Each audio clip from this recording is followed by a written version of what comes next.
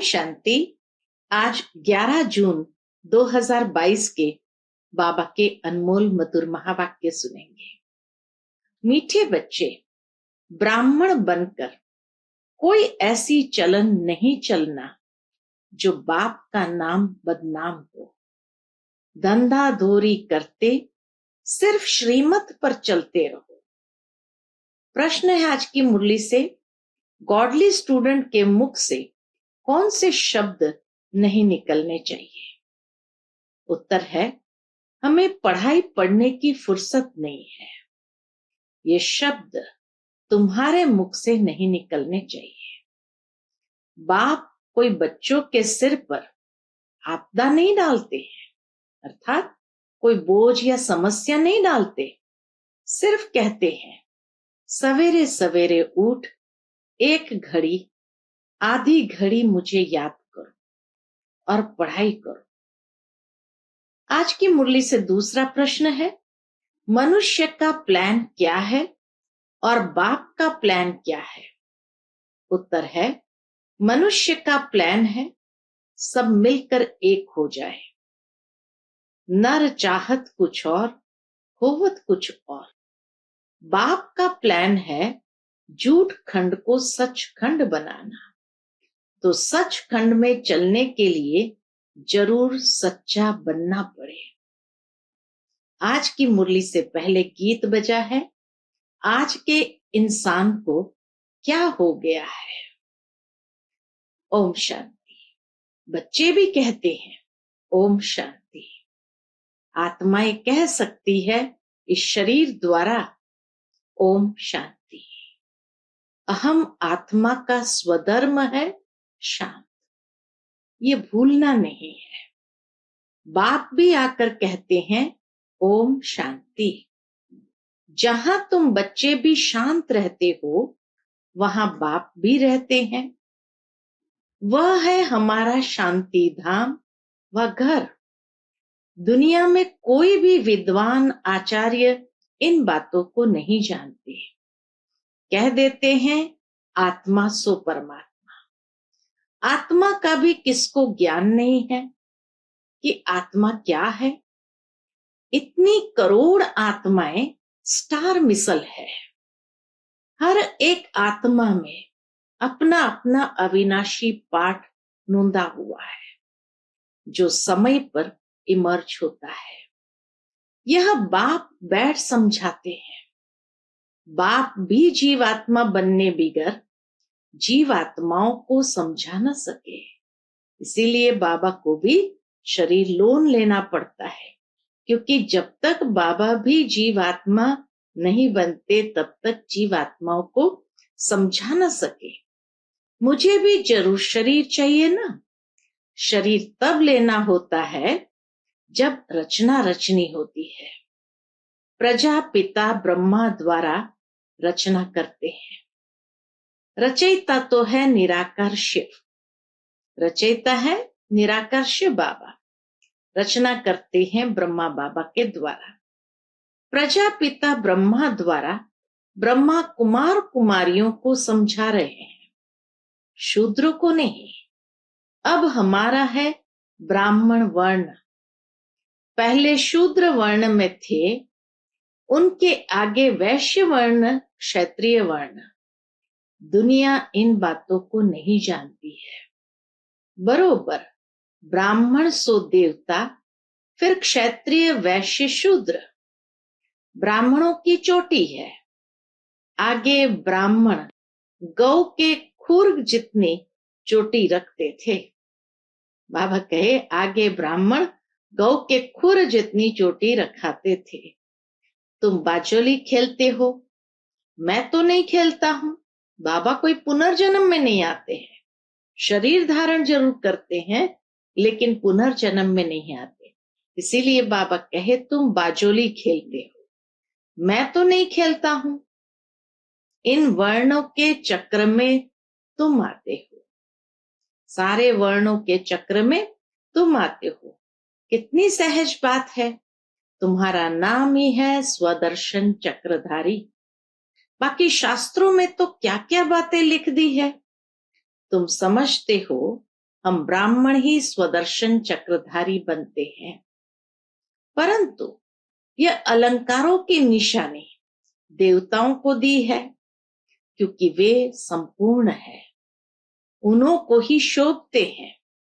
इस नॉलेज को धारण करने से तुम फिर चक्रवर्ती राजा बनते हो। अभी सन्मुख बैठे हो, यह है रुद्र ज्ञान यज्ञ। यज्ञ में ब्राह्मण जरूर चाहिए, शूद्र यज्ञ रच नहीं सकते। रुद्र शिव बाबा ने यज्ञ रचा है तो ब्राह्मण जरूर चाहिए। बाप कहते हैं मैं ब्राह्मण बच्चों से ही बात करता हूं। कितना बड़ा यज्ञ है, जब से बाप आए हैं आते ही यज्ञ रचा है। इसको कहा जाता है, इस यज्ञ का नाम है अश्वमेघ, अर्थात स्वराज्य स्थापन करने अर्थ। अश्वमेघ अर्थात स्वराज्य स्थापन करने अर्थ। कहां?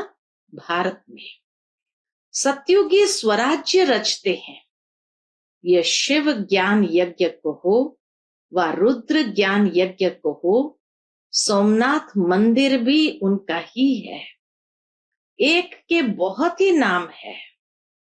इनको यज्ञ कहा जाता है, पाठशाला नहीं कहा जाता। बाप ने रुद्र ज्ञान यज्ञ रचा है, यज्ञ को पाठशाला नहीं कहेंगे। ब्राह्मणों द्वारा यज्ञ रचा जाता है। ब्राह्मणों को दक्षिणा देने वाला दाता भोलानाथ है। उसको कहते ही है शिव भोलानाथ भंडारी। अब तुम सन्मुख बैठे हो, बाप दादा ने बच्चों को एडॉप्ट किया है। यह है बड़ी मम्मा। फिर माताओं की संभाल के लिए मम्मा मुकरूर की जाती है, वह सबसे तीखी जाती है। इनका पाठ है मुख्य, वह है ज्ञान ज्ञानेश्वरी जगदम्बा। महालक्ष्मी को ज्ञान ज्ञानेश्वरी नहीं कहेंगे। लक्ष्मी माना धन देवी। कहते हैं ना, इनके घर लक्ष्मी है, अर्थात संपत्ति बहुत है।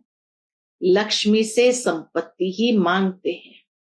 12 मास पूरा हुआ तो आवाहन करेंगे। धनतेरस के दिन हर साल आवाहन करेंगे।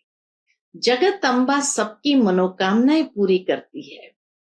बच्चे जानते हैं जगत अम्बा है प्रजापिता ब्रह्मा की बेटी। इनका नाम है सरस्वती।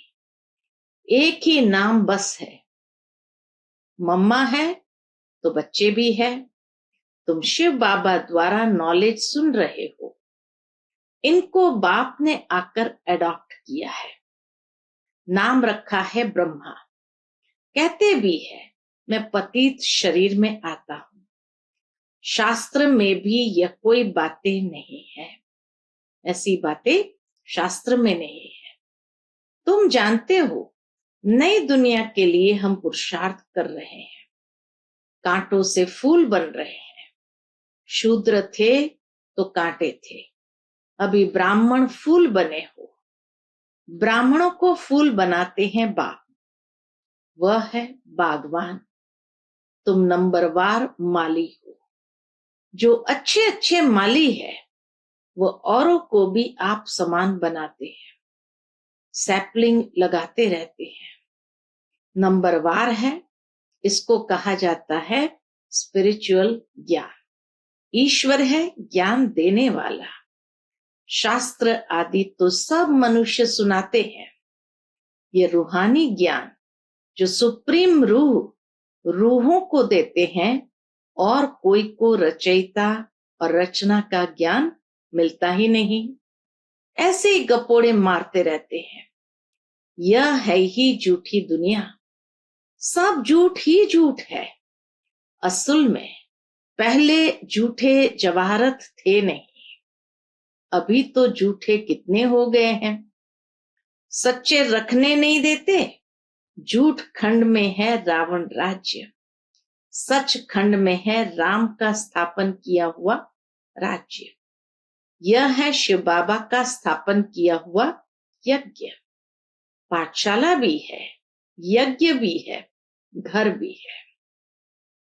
तुम जानते हो, हम पारलौकिक बाप और फिर प्रजापिता ब्रह्मा के सन्मुख बैठे हैं। जब तक ब्राह्मण न बने तो वर्षा कैसे मिल सके? यज्ञ को संभालने वाले सच्चे ब्राह्मण चाहिए। विकारों में जाने वाले को ब्राह्मण नहीं कहेंगे। एक टांग रावण की बोट में, दूसरी टांग राम की बोट में है, तो नतीजा क्या होता है? चीर जाएंगे। ऐसी चलन से फिर नाम बदनाम कर देते हैं। कहलाते हैं प्रजापिता ब्रह्मा की संतान और कर्तव्य शूद्रों के। कहलाते हैं प्रजापिता ब्रह्मा की संतान और कर्तव्य शूद्रों के। बाप कहते हैं धंधा दोरी तो भल करो, परंतु श्रीमत पर चलने से फिर रिस्पॉन्सिबिलिटी उन पर हो जाती है। तुम यहां आए ही हो इसलिए बाबा कहे तुम यहां आए ही हो ईश्वरीय मत लेने के लिए। वह है आसुरी मत। तुम श्रीमत लेते हो श्रेष्ठ बनने के लिए। ऊंचते ऊंच बाप ऊंची मत देते हैं। तुम जानते हो हमको ऊंची मत मिलती है मनुष्य से देवता बनने की। कहते भी है हम तो सूर्यवंशी राजा बनेंगे। यह है ही राजस्व, प्रजास्व नहीं।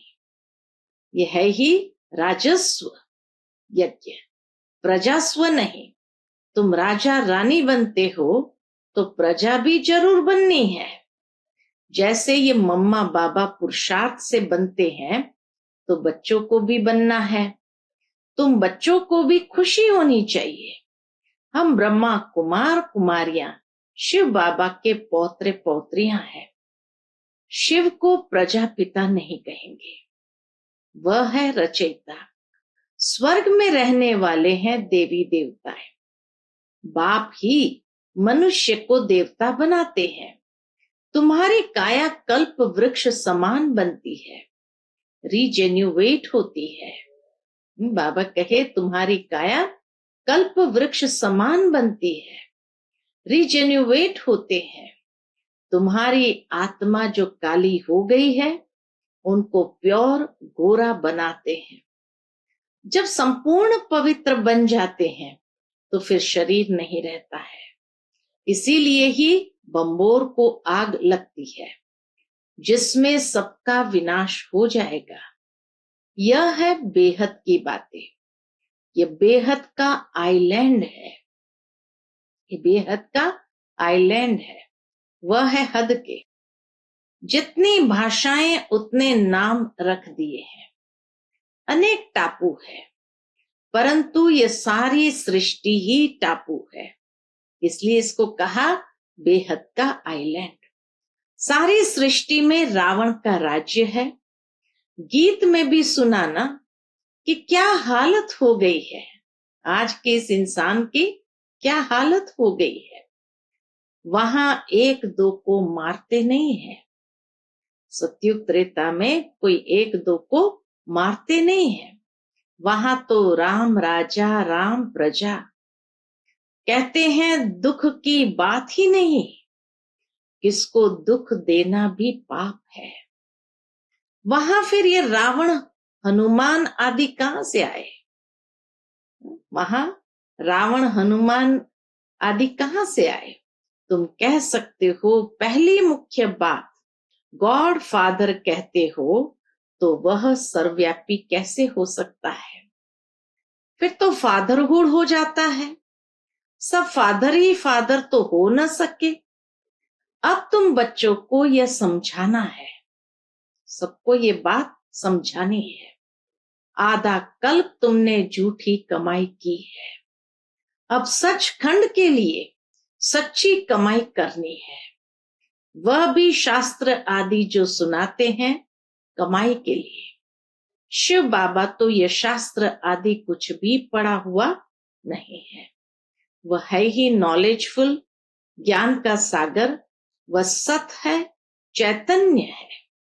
अभी तुम बच्चे जानते हो, बाबा से हम सच्ची कमाई सचखंड के लिए कर रहे हैं।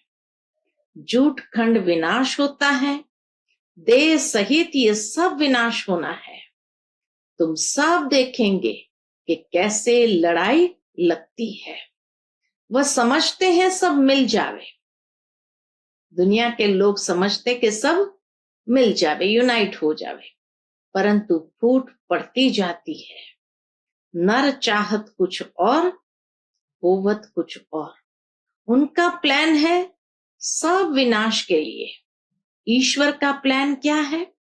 सो अब तुम जानते हो। बाप आए ही है झूठ खंड को सचखंड बनाने के लिए, मनुष्य को देवता बनाने। सत्य बाप द्वारा तुम सच्चे बनते हो और रावण द्वारा झूठे बनते हो। बाप ही सत्य ज्ञान देते हैं। तुम ब्राह्मणों का हाथ भरतू होगा। अब धीरे धीरे बाबा कहे तुम ब्राह्मणों का हाथ भरतू होगा, बाकी शूद्रों का हाथ खाली रहेगा। तुम जानते हो हम 100 देवी देवता बनेंगे।